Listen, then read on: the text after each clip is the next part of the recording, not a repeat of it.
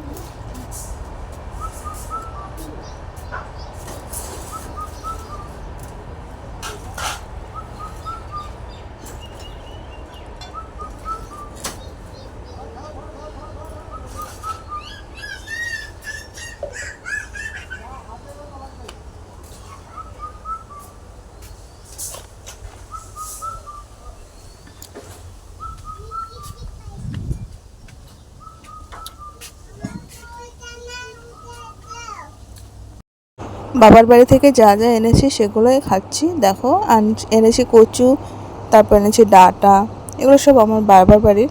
আর নিজের বাড়ির জিনিস খেতে কিন্তু ভীষণ ভালো লাগে বন্ধুরা। আর আমার শাশুড়ি করেছে আমের চাটনি, আর আমের চাটনিটাও কিন্তু খুবই খুবই খুবই সুন্দর হয়েছে।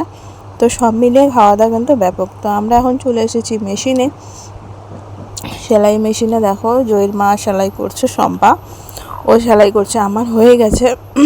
আর আমি একদম নতুন, মানে আমার সেলাই একদম ভালো না, কিন্তু জয়ীর মার আগেও শিখেছে, তার জন্য ও সেলাই সুন্দর হয়, কিন্তু আমার সেলাই একদম বাজে হয়। এখনও জানি না আদৌ ভালো হবে কি হবে না, তবে হ্যাঁ চেষ্টা করলে কেন ভালো হবে না, তাই না?